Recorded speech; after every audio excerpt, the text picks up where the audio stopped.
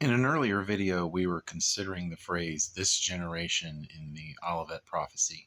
And I said I would come back to this as part of an overall look at the Olivet prophecy, not just that phrase that some wanted to find fault with. But after more thought, it's probably better not to start at the Olivet prophecy, but just start with prophecy in general and get to the Olivet prophecy. I'm not trying to duck that passage. It's just that it will be better to have an overall view of prophecy before we get there.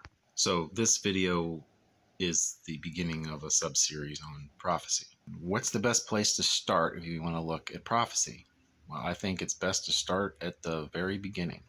Prophecy is usually going to be warnings or promises about the future. It isn't always predicting the future per se. When we think of prophecy today, if we say someone's a modern day prophet, we usually think of them as being able to predict something.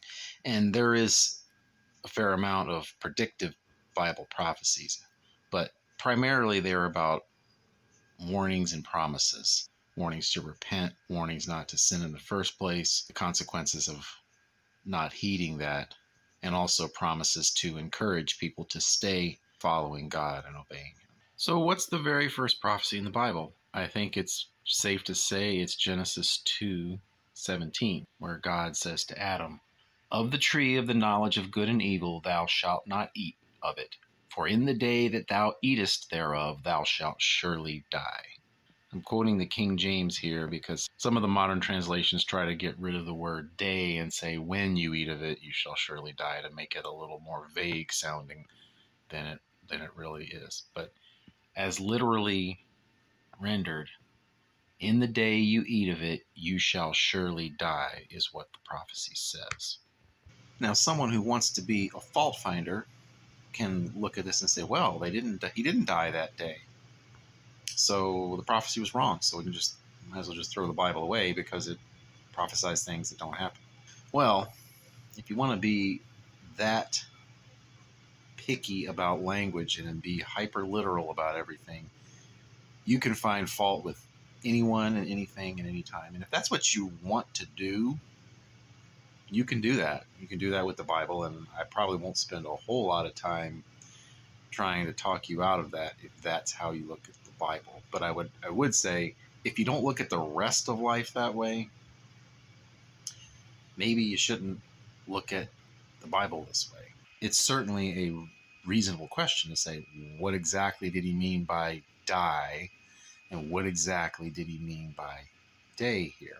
I think day is probably meant in the normal sense of the word day. Die. What does he mean by die? We get a little insight into what die might mean when we read in Genesis 20. In Genesis 20, verse 3, God says to Abimelech, "You're a dead man because the woman you've taken is married." Obviously, God was not saying he was literally dead at that moment. It meant there was severe judgment coming on him for what he had done. Abimelech said, "Didn't he say she's my sister, and didn't she say he's my brother? I made an honest mistake," is essentially what he said. And God says, "Yes, I know that you made an honest mistake." I'm paraphrasing here. "I know you made an honest mistake. That's why I didn't let you touch her." So Abimelech didn't touch her. He says, "Restore the man his wife, for he is a prophet, and he will pray for you, and you shall live. If you do not restore her, know this, that you shall surely die." So God pronounced Abimelech a dead man, but then gave him a way to be redeemed from that. You see, what happened here is Abraham, in order to protect himself, claimed everywhere he went that his wife was really his sister, so that if he ended up among people who would take her from him, they would spare his life, because if she wasn't married, there was no reason to kill him. But if she was married and they wanted her anyway, they would kill him and take her. And either way, she was taken. And so he says, well, if it's either she's taken and I die, or she's taken and I live, I'll take the she's taken and I live. So he played this game. That's how he rationalized it to himself. Consider also, if you're one who thinks that the story of Abraham was made up, Do you think people were really going to make one of their heroes look this bad if it didn't really happen?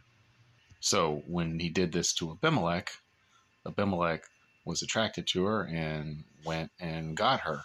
And that's when God came to him and said, "You're a dead man." God pronounced Abimelech a dead man, but gave him an opportunity to be redeemed. And that's what happened. Abimelech didn't touch Sarah.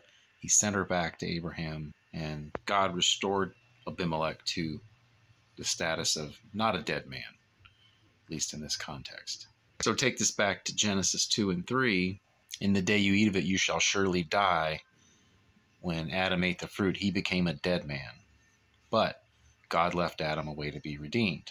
One other point on the prophecy in Genesis 2:17. If someone's finding fault with it because Adam didn't die that very day, that assumes a whole lot of stupidity on the part of the original writer. Not just being an ancient person whose knowledge was limited, but if you really think that someone is making this story up and is going to put in there this pronouncement, "You shall surely die," but then have it not happen. So it should be clear, even if you believe this is a made-up story, it should be clear that the story writer wasn't intending to have God say, "You shall surely die," but then the very next chapter in the exact same story, it to all be a lie. That's just silly.